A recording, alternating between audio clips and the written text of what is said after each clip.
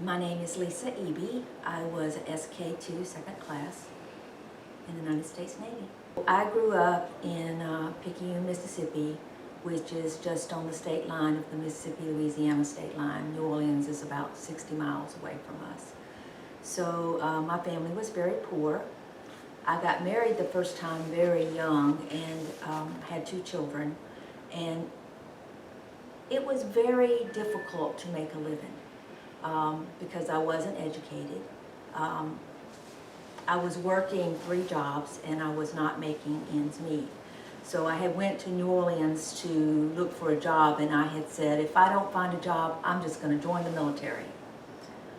So when I came back, of course, no job, and I went into the Navy recruiter station, and this was in 1981. Our president was Reagan, and the recruiter there said, well, I'll process you, but I do not actively recruit women. He said, but I will process you. So I took the exam with 17 guys and scored higher than all 17 of them. And they said, okay, so we have these openings, and what do you want to do? And so they said, well, we have SK. I said, well, what is SK? I had no clue. And he said, well, you know, they do supplies and the financial piece of that. And he went on about it. I said, well, that sounds fine. He said, it'll probably take about a month. I said, okay, I'll get my stuff together and I'll be ready. Well, that was Thursday. On Sunday, they called me and said, we need you at the bus station in the morning. We're going to send you to New Orleans to be processed in. And so I swore in on the Navy's birthday in 1981. So I'm sure that was the big push, is to get as many as possible sworn in on that day. If I'd have had that whole month, I might have changed my mind. But it turned out I only had a few days. And I was older than most of the women in boot camp that I was in boot camp with, because I turned 24 in boot camp, and most of them were 17, 18, 19 years old. So I don't know. I do know when we got there, and there were men and women in Orlando, and so I remember seeing guys go in one door with this long hair and going out the other door with no hair, and thinking, what have I gotten myself into? Well, I had longer hair, but I did end up cutting it off because it was too difficult to try to do everything and manage your hair and keep it up off your neck. So I did cut my hair in boot camp. But so when they're processing you in, you know, they start giving you your sea bag, you know, and everything you got to get. And so, you know, I wasn't a very big person at that time. And so you're stenciling all this stuff or getting all this stuff and putting it in the sea bag, and then they want you to carry it. And I'm thinking, I don't know if I'm up to this, but I made it through. We had 80 women in our company and 2 company commanders. One of them was very athletic, and I was not. And so she didn't let us just march. We double timed everywhere we went. So she was getting us in shape. I remember all the inspections we went through in our I don't know what we called it, in our barracks, and them tearing everybody's stuff out of there if it wasn't perfect, and people doing push-ups down in the corridor, down on the sidewalk. Fortunately, I never did that. I never had to do that, but I was scared to death most of the time because I wasn't athletic, and so I was determined to get through it, and I did get through it, and actually got promoted in boot camp to from E1 to E2. So then I went to A school, which was in Mississippi. I'm trying to think. It was around in the area of Jackson, Mississippi. I'm trying to remember where that base was. So I went to A school for SK, and SK was self-paced, which was supposed to take about 6 weeks. storekeeper. So we did supplies, we did stock control. I ended up working in stock control on the ship. We did the financial piece of that. You went to a school to learn about, ordering supplies via using requisitions, what a stock number meant, because they're made up of different parts. And so I went to school, and actually it was self-paced, and so I was done there in 3 weeks. And so once I was done there, I was able to go home to my family in Mississippi for a week, and then I drove from Mississippi to Kings Bay. So in A school, they're trying to figure where your first duty station is going to be. So they were saying, okay, they were looking for women to go to Diego Garcia, and that I didn't think that was for me. A little place out in nowhere. And I was like, well, what else do you have? Well, they said, well, we have the Salmon Lake, and that's in Kings Bay, Georgia. And so when they said Kings Bay is, and they said, well, it's just north of Jacksonville, Florida. And I was like, all right, I'll go there. So that's when I got my orders. And then I went home and was there for about a week, and then I drove over. The times were changing and decisions been made. They had started putting women on ships, which was new. And so when I reported to the Salmon Lake, I was one of the first women on that ship. There were maybe 50 women on board when I got there, and 1,200 or so men. So it was not something that a lot of the old-timers wanted. They didn't want women they infiltrating into what they saw as a male-dominated job. This is where men belong.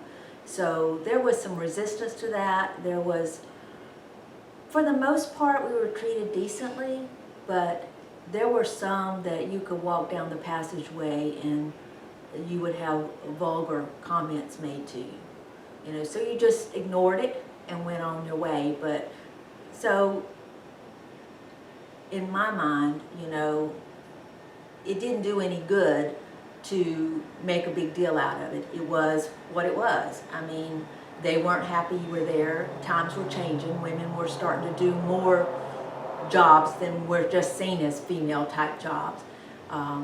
And they were putting them where they didn't want them to be put. And it was coming. But now I think, because I worked with the Navy for 32 and a half years, including my 4 years active duty, and I saw a lot of change in how things were. They went from being really one way, and to really too soft on some of them. There was no get your act together kind of thing. I would see, and this is terrible of me, I guess, but I would see the young sailors at the commands that I worked at where their uniforms wouldn't be like they should be. They wouldn't be pressed. They wouldn't be, they would look like they slept in them, and their hair would be not like it should have been. And I would think to myself, what is happening to the Navy? They need to be stricter on these guys. They need to, because I remember standing in front of my senior chief, and we got inspected every day. So what we did was, we got there early enough that we went in to our little break room and shined our boots, made sure that the toes of our boots were shiny and our belt buckles looked good and that we were squared away.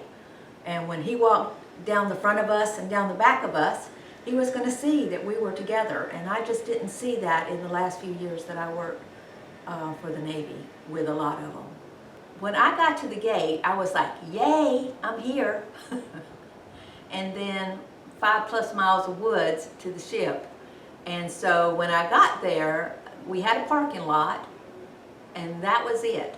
You had to walk around where the road was to get onto the ship. So they eventually built a little bridge that went over, that you could go straight from the parking lot to the ship. But I thought, okay. I was a little nervous. I was very nervous, making sure that I did my military bearing correctly. When I stepped up, that I asked the right question, you know, permission to come aboard. And, you know, they kind of drilled that into you, how to do that. I thought that went okay. At least they let me on board. I'm not sure what they thought of me, but I got on board. So when I first reported aboard, of course, because I am a seaman apprentice at this time, actually, I got promoted to seaman somewhere in that, but I'm not sure exactly when, because I made third class not too long after that. So you had to do mess cooking. And so that's the first thing they sent you to do, is so you had to do 90 days mess cooking. So that was my first job. I worked in vegetable prep, and then I worked in the bake shop for a little while, but actually got pulled out of mess cooking early. So I didn't do 90 days. I did somewhere around 60. I have to tell this one funny story, because I was in the vegetable prep room, and you know, I said something about we had to mop the floor, and this crusty old warrant officer came in, and he gave me a 30-minute lecture on the difference of a floor and a deck and a wall and a head in a bathroom. I mean, I got all the Navy terms that day. So, and I was like, yes, sir, I won't make that mistake again. I won't call it a floor. If you weren't a petty officer yet, and even in some instances, if you were a third class, everybody reporting aboard got a turn. If you were a lower rank, you got a turn mess cooking.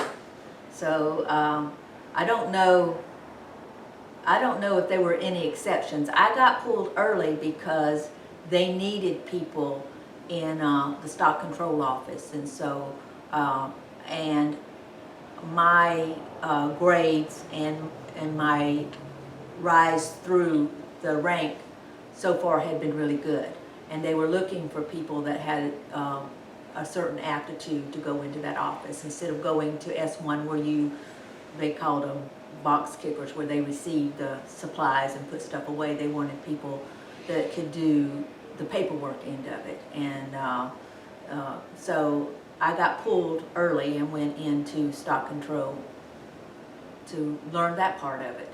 For the time that I was on the Simon Lake, we maintained stock records, and so making sure that we had adequate stock, different supplies for making parts or running the ship were on hand. And so we reviewed all the stock records, and we ordered the supplies to replenish things as went.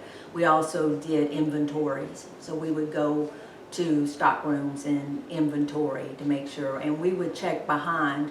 We would do what's called stock checks, and we would pull records, and they would say we were supposed to have so many of this widget in this location, and we would go to that location to make sure that they were there. And we also, when they went to pull something, and so they said, it says you have this, but we don't have it, and the person on duty would say they don't have it there, then we would go behind them and check it, and invariably we would find it, which means that they really weren't going and looking very hard for it. They were waiting for us to go behind them and find it.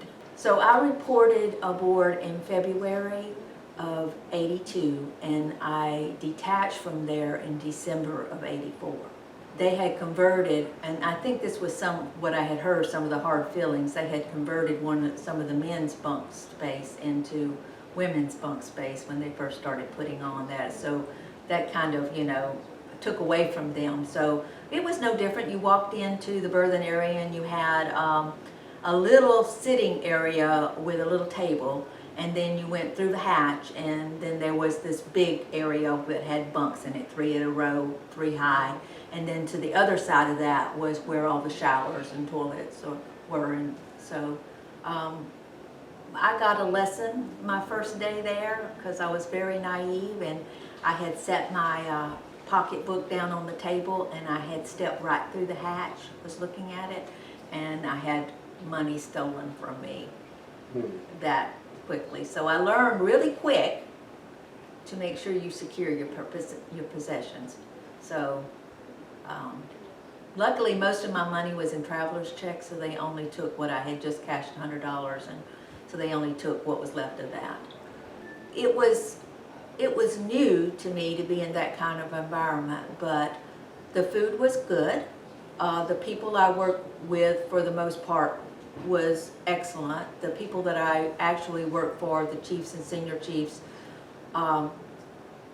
they were great. I am a firm believer that you kind of make your path, but you don't really get anywhere without someone helping you along.